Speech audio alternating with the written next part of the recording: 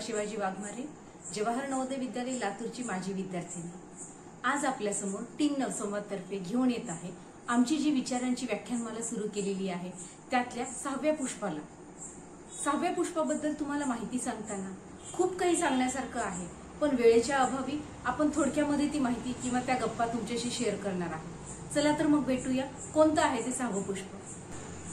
Team नवसंवाद तर्फे सर्वात अगोदर मी महेश थोरवे सरांचं हार्दिक स्वागत करते। या संवादाच्या मध्ये सर तुम्ही इथं आलात आणि तुमच्या बरोबर संवाद साधण्याची मला संधी भेटलेली आहे। खूप आनंद होतोय की याबद्दल तुम्हाला गप्पा मारू शकतो आपण। सर्वात अगोदर मी सरांबद्दल थोडक्यात सांगू शकते की सर जर आहेत महेश थोरवे सर, तर ते सर्व गुण संपन्न जर म्हणलं तर काहीच वावगं ठरणार नाही। कारण जी व्यक्ती कला क्षेत्र असो, क्रीडा क्षेत्र असो किंवा संगीत क्षेत्र असो किंवा शैक्षणिक क्षेत्र असो किंवा नृत्य क्षेत्र असो की लिखाणाचं क्षेत्र असो, प्रत्येक क्षेत्रामध्ये निपुण ही व्यक्ती आहे। ज्यांना बेस्ट स्टुडंट अवॉर्ड तर भेटलेलाच आहे, पण अशी कितीतरी अवॉर्ड्स त्यांना भेटलेले आहेत ज्यांचे Guinness book of world record मध्ये पण नाव आहे। त्याचबरोबर त्यांची बरेच कादंबरी आणि कथा सुद्धा प्रसिद्ध झालेल्या आहेत। तर अशा या सर्व गुण संपन्न व्यक्तीशी आज आपण चर्चा करणार आहोत। तर सगळ्यात अगोदर महेश थोरवे सरांना मी विनंती करते की त्यांनी त्यांच्याबद्दलची थोडक्यात माहिती सांगावी आणि त्यांच्या जीवनामध्ये नवोदयचं खूप काही महत्व आहे आणि त्याच नवोदयच्या प्रेमाबद्दल आज आपण इथे नक्कीच बघून घेऊया की त्यांचं काय मत आहे किंवा त्यांच्या जीवनामध्ये नवोदय काय आहे ही सुद्धा गोष्ट आज आपण इथे समजून घेणार आहोत। चला तर मग त्यांच्याशी बोलूया। नमस्कार मित्रांनो, मी महेश विष्णुपंत थोरवे, जवाहर नवोदय विद्यालय गढी बीड चा माजी विद्यार्थी। आयुष्यातील एक अत्यंत महत्वाचा काळ हा जवाहर नवोदय विद्यालयाच्या विशाल अशा वटवृक्षाच्या खाली स्वतःच्या जडणघडणीमध्ये सन 1996 ते सन 2000 या कालखंडामध्ये मला अतिशय आनंदानं व्यतीत करता आला आणि ह्याच ऋणातून ऋणायित होण्याच्या अनुषंगानं आज नवसंवाद, टीम नवसंवाद यांच्या माध्यमातून आयोजित या संवादामध्ये आपल्या सर्वांसमोर प्रकट होताना अतिशय आनंद, समाधान आणि कृतज्ञता वाटते। म्हणून प्रथमतः मी आमची छोटी भगिनी शिल्पा वाघमारे यांचं आभार व्यक्त करतो की त्यांनी आज या संवादाच्या माध्यमातून आपल्याशी व्यक्त होण्याची एक संधी मला या निमित्तानं उपलब्ध करून। पवित्र वस्तूला प्रस्तावनेची गरज नसते हे म्हणतात, काही खोटं नाहीये। त्याच पद्धतीने नवोदय विद्यालयाची स्पेशल अजून एक ओळख करून देण्याची काहीच गरज नाहीये, कारण आज प्रत्येकांना माहिती की नवोदय काय आहे, नवोदयचं या देशाच्या प्रगतीमध्ये काय योगदान आहे, खरंच खूप मोलाचं आहे। ही जाणीव जी की समाजाची आपण काहीतरी देणे आहोत, ही जाणीव नवोदयच्या प्रत्येक विद्यार्थ्यांमध्ये आपल्याला पाहायला भेटते आणि ही जाणीव त्या विद्यार्थ्यांना 6वी पासूनच 12वी पर्यंत रुजवलेली असते। प्रत्येक दिवशी, प्रत्येक क्षणी त्याचा आपल्याला पुरेपूर अनुभव आहेच। प्रत्येक विद्यार्थ्यामध्ये नवोदयचं एक अढळ स्थान आहे आणि याच अढळ स्थानाबद्दल तुम्ही आम्हाला थोडक्यात माहिती सांगू शकता। आपल्या सर्वांना या गोष्टीची कल्पना आहे की जवाहर नवोदय विद्यालय याची मूळतःची स्थापना ही या देशाचे माजी पंतप्रधान स्वर्गीय राजीव गांधी यांच्या परिकल्पनेतून या संस्थेची स्थापना करण्यात आली आणि 1986च्या एज्युकेशन पॉलिसी नंतर च्या शिफारशीनुसार तत्कालीन HRD minister PV Narasimha Rao यांनी हे जवाहर नवोदय विद्यालयाचं जे एक संकल्पित प्रयोग आहे हा संपूर्ण देशभर ते घेऊन गेले। त्याच्यातूनच ज्या मूळतः ज्या 3 तत्वांवर ह्या नवोदय विद्यालयाची स्थापना झाली आणि जे कालांतराने आज आपल्या सर्वांच्या आयुष्याचा एक हयात आपल्या आयुष्याचा एक अविभाज्य असा भाग झालेला आहे। ती तत्व अर्थात आपल्या सर्वांना माहितीच आहे की त्यातलं पहिलं तत्व म्हणजे राष्ट्रीय एकात्मता, नॅशनल इंटिग्रेशन, ज्याच्या माध्यमातून आपण मायग्रेशन पॉलिसी वगैरे चालतो। आणि माझ्या बाबतीत सांगायचं झालं तर माझ्या आयुष्यामध्ये या तत्वाचं फार योगदान आहे, कारण माझी जी पत्नी आहे ती मुळतः जवाहर नवोदय विद्यालय मुलतान धार इथून मायग्रेशनला आलेली विद्यार्थिनी आणि त्यामुळे राष्ट्रीय एकात्मता हा एक नवोदयचा जो मूलभूत घटकांपैकी एक भाग आहे तो एक विषय। दुसरा जो विषय आहे तो 3 लँग्वेज फॉर्म्युला, आंतरराष्ट्रीय भाषा म्हणून इंग्रजी, राष्ट्रभाषा म्हणून हिंदी आणि आपली मातृभाषा, या 3 भाषांचा अनुषंगानं त्या विद्यार्थ्याच्या वर या 3ही भाषांचा योग्य परिणाम व्हावा, या अनुषंगानं हा सुद्धा एक महत्वाचा उद्देश. आणि तिसरं की ग्रामीण किंवा शहरी ज्या भागातील विद्यार्थी असू देत त्याला त्याचा एक सर्वांगीण विकास, ऑलराऊंड डेव्हलपमेंट हे नवोदय विद्यालयाच्या माध्यमातून अभिप्रेत असतं. आणि म्हणूनच आपण सर्वजण हे भाग्यवान आहोत की या 3ही तत्वांचा आज आपल्या संपूर्ण आयुष्यामध्ये आपण पुरेपूर वापर करतो आहोत किंवा हे तत्व आपण अनुभवतो आहोत. नक्कीच भैया, तुम्ही जे म्हणलात की नवोदय विद्यालयाचं राष्ट्रीय एकात्मता असेल, म्हणजे जी आपली मायग्रेशनची पॉलिसी आहे.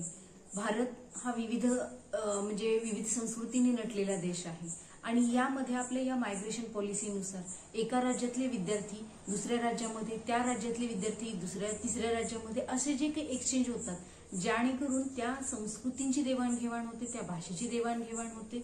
ही खूप छान संकल्पना आहे आणि यामुळं सर्व नवोदयवासी एकाच कुटुंबामध्ये गुंफलेले आहेत. कुठल्याही नवोदयचा विद्यार्थी असो तो आपलाच भाऊ बहीण वाटतो.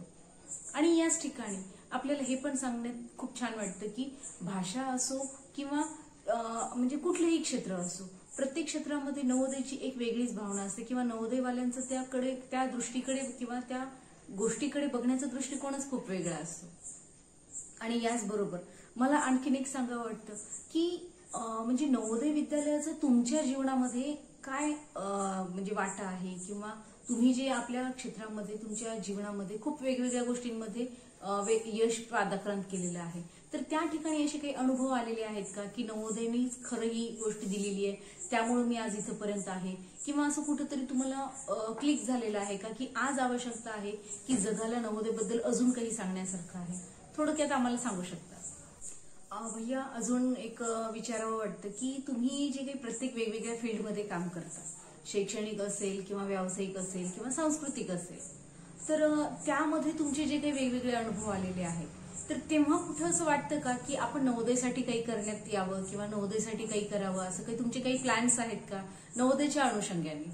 ते पण आम्हाला नक्की शेअर करू शकता. आता मूळतः की जो मुख्य प्रश्न आहे की नवोदय विद्यालयाच्या माध्यमातून किंवा नवोदय विद्यालयाचं आजच्या जीवन सगळ्या प्रवासामध्ये काय योगदान आहे किंवा नवोदयच्या माध्यमातून ज्या काही अनुभव आहेत, ज्या गोष्टी आहेत, त्याचा पुढच्या आयुष्यात कसा उपयोग होतो आहे, हे मला वेगळं सांगायची आवश्यकता निश्चितच नाही. की जवाहर नवोदयाच्या त्या संपूर्ण कालखंडामध्ये जे संस्कार आपल्या सर्वांवर होतात ते आपल्याला स्वावलंबी जीवनाकडे घेऊन जाण्यासाठी पुरेसे असतात.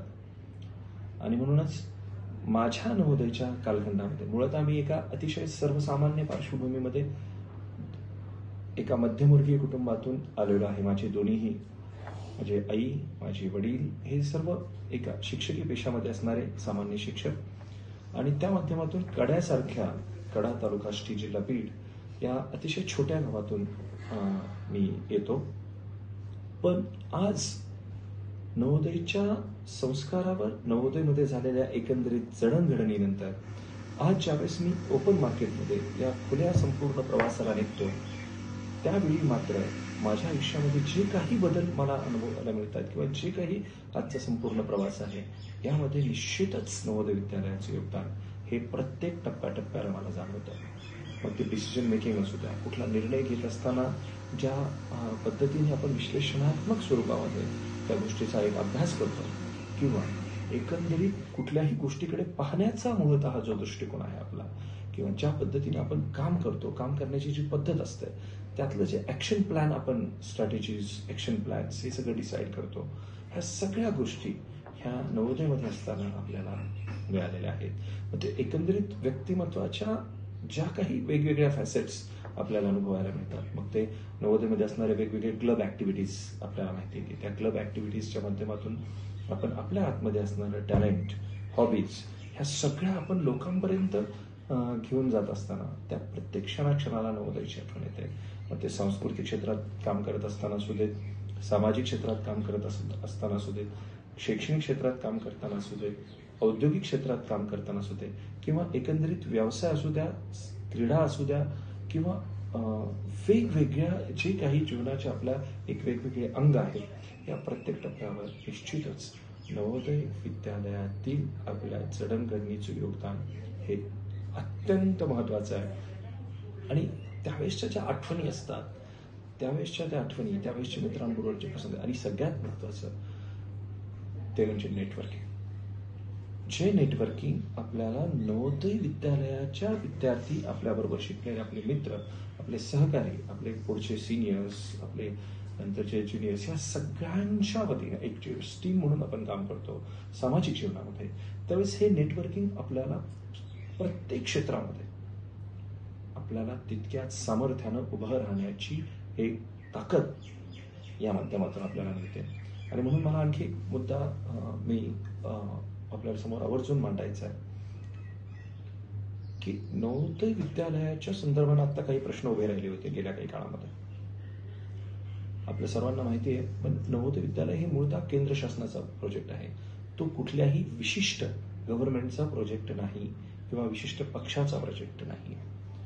पण तरी देखील मधल्या काळामध्ये जवाहर नवोदय विद्यालयाची जी एकंदरीत वाताहत गेल्या काही वर्षांमध्ये चालू आहे की ते रिसोर्सेस जे नवोदय विद्यालयाला मिळत आहेत, दिले जात आहेत, ते रिसोर्सेसची असणारी कमतरता, विद्यार्थ्यांच्या सिलेक्शन प्रक्रियेमध्ये होत असणारी एकंदरीत गडबड किंवा वाताहत आपण म्हणूया.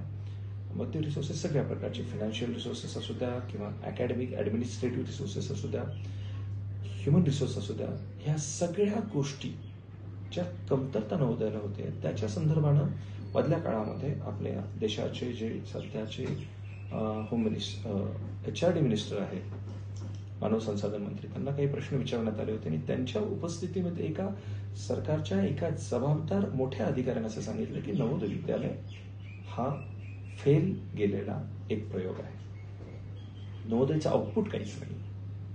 आणि म्हणून मला आज या माध्यमातून, आज या मुलाखतीच्या माध्यमातून आपल्या सर्वांसमोर आवर्जून ठणकावून हे सांगावंसं वाटतं की नवोदय विद्यालय हा फेल गेलेला प्रयोग निश्चितच नाही. कारण की जे इनपुट नवोदयमध्ये दिलं गेलं, त्याचं जे आउटपुट एक्सपेक्टेड होतं, त्यापेक्षाही कित्येक चांगल्या पटीनं आउटपुट आज आपल्याला पाहायला मिळते. आणि म्हणूनच आज या माध्यमातून मी आपल्या सर्वांसमोर अतिशय विनम्रतापूर्वक निदर्शनास आणू इच्छितो की मला विचारण्यात आलं की त्या संदर्भानं माझे पुढचे काही नवोदयच्या अनुषंगानं काही प्लॅन्स आहेत का. तर निश्चितपणे या संदर्भात मला 2 गोष्टी या ठिकाणी आवर्जून नमूद कराव्याशा वाटतात. मी लेखक, मला म्हणतात लोक, पण मी लेखक नाही, मी कवी नाही, मी हौशी माणूस आहे.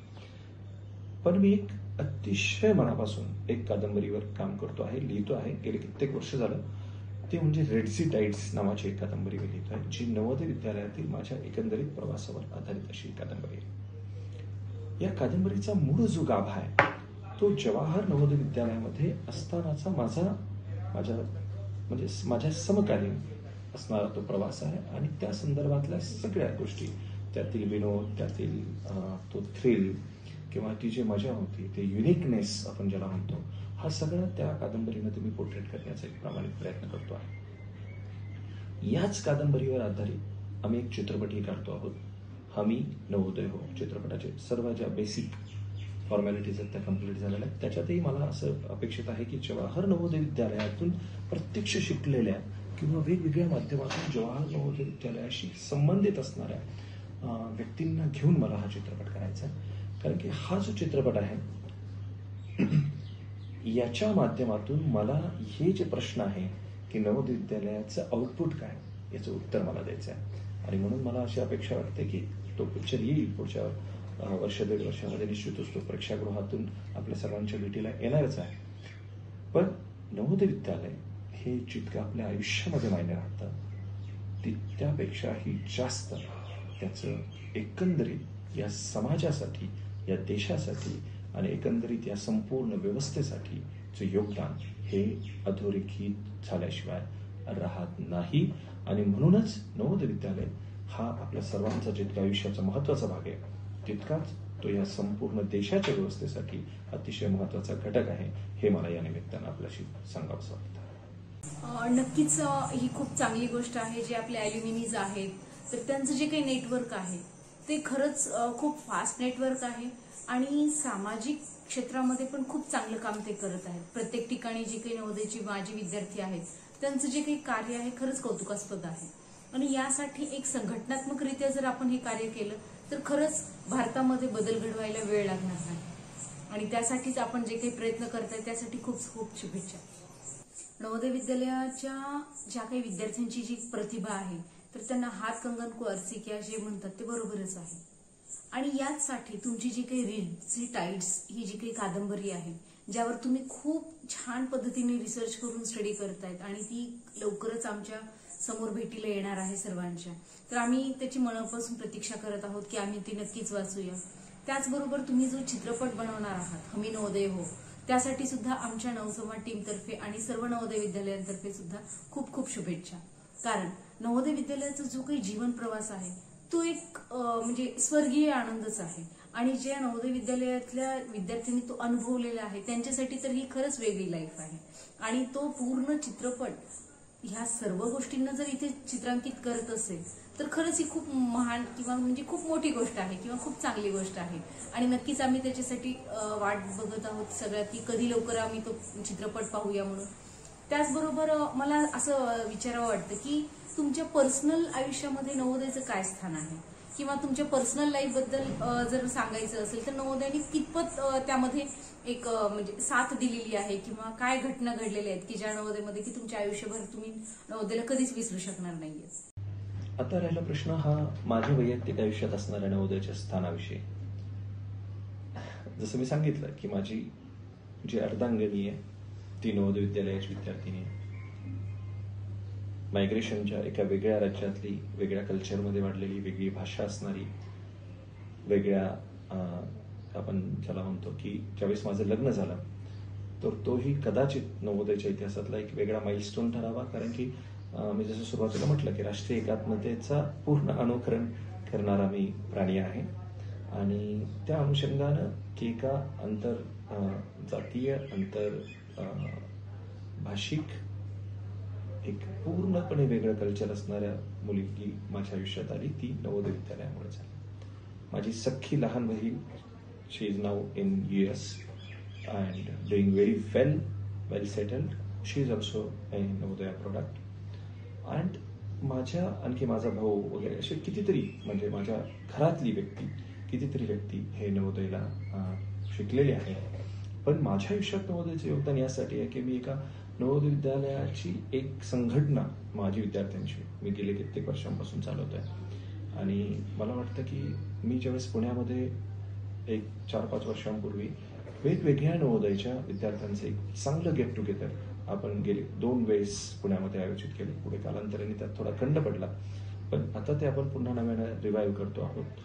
पण त्यावेळी जवळपास 700हून अधिक लोक प्रत्यक्षपणे त्या नवोदय विद्यालयाच्या कार्यक्रमामध्ये माझी विद्यार्थ्यांच्या मेळाव्यामध्ये एकत्रित आली होती.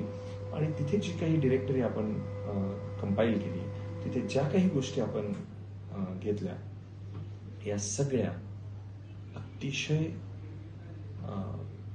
महत्वाच्या असा एक संग्रह आपल्याला त्यानिमित्तानं वेगवेगळ्या क्षेत्रातील म्हणजे डॉक्टर्स असतील, इंजिनियर्स असतील, लॉयर्स असतील, स्टुडंट्स, वेगवेगळ्या फॅकल्टीचे स्टुडंट्स, टीचर्स, असे सगळे लोक आपल्याला त्यानिमित्तानं डिरेक्टरी.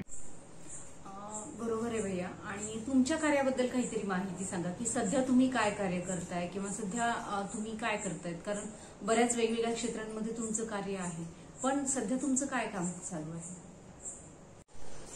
हा भैया, आपण जेवढं सांगतोय किंवा एवढं आपण गप्पा मारलेले तर त्यामध्ये नवोदयाच्या विद्यार्थ्यांसाठी किंवा बाकी सर्व आपले जे काही मित्रमैत्रिणी आहेत त्यांच्यासाठी तुमचा काय संदेश असेल. या नवसंवाद टीमच्या माध्यमातून तुम्ही त्यांच्याशी काय बोलू शकाल. मी सध्या काय करतोय तर मी माझं मूळ profession, by profession I am an academician. शिक्षण क्षेत्रामध्ये काम करतोय. देशातील अग्रगण्य समजल्या जाणाऱ्या काही नामवंत विद्यापीठांपैकी एक MIT वर्ल्ड पीस युनिव्हर्सिटी या ठिकाणी अतिशय जबाबदार अशा पदावर मी सध्या काम करतो आहे. यापूर्वी देखील जे काही माझा जो प्रवास झालेला आहे हा शिक्षण क्षेत्र किंवा इतर वेगवेगळ्या क्षेत्रातील सामाजिक क्षेत्रात, सांस्कृतिक क्षेत्रात किंवा संघटनात्मकरित्या अतिशय महत्त्वाच्या जबाबदारीवर, महत्त्वाच्या पदावर काम करण्याची संधी ही मला सुदैवानं आजपर्यंत मिळत गेलेली आहे. आणि ज्या संधीचं निश्चितच मी सोनं करण्याचा प्रामाणिकपणे प्रयत्न करतोय. कारण की जर माझं शैक्षणिक बॅकग्राऊंड जर पाहिलं आपण तर एक 5-6 वेगवेगळ्या प्रकारच्या विभागामध्ये मी शिक्षण घेतलेलं आहे. मॅनेजमेंट असू द्या, म्हणजे मॅनेजमेंटमध्ये MBA मार्केटिंग असू दे, MBA HR असू दे, किंवा MPhil इन मॅनेजमेंट असू दे, मास्टर्स इन फिलॉसॉफी, किंवा मग एज्युकेशनमध्ये सुद्धा B.Ed असू दे, M.Ed असू दे. असं जसा जसा प्रवास पुढे पुढे घेत गेला, कारण शिक्षण क्षेत्रात काम करत असल्यामुळे असा पॅरलली आजपर्यंतचा प्रवास झालेला आहे. पण याबरोबरच सामाजिक क्षेत्र मध्ये सुद्धा किंवा सांस्कृतिक क्षेत्रामध्ये सुद्धा मी पॅरलली बऱ्याचशा महत्त्वाच्या संघटनांशी, चित्रपट शी संबंधित असू दे, नाट्याशी संबंधित असू दे, साहित्याशी संबंधित असू दे, या संस्थांशी मी काम करतो आहे. वेगवेगळ्या जबाबदार पदांवर काम करतो आहे. आणि मला वाटतं की एकंदरीतच ही आपल्या संपूर्ण व्यक्तिमत्वाच्या जडणघडणीच्या प्रक्रियेचा हा भाग आहे.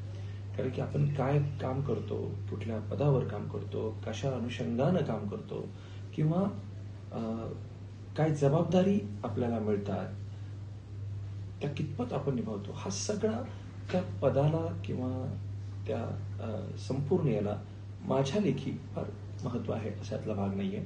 महत्व आहे की त्या माध्यमातून आपण ज्या गोष्टी करतो आहोत आणि त्यातून एकंदरीतरित्या आपली जी जडणघडण होते, जे शिकायला आपल्याला मिळतं, किंवा जो लोकसंग्रह आपण आपल्या आयुष्यामध्ये वाढतोय, ह्या गोष्टीला फार महत्व आहे असं मला नेहमी वाटतं.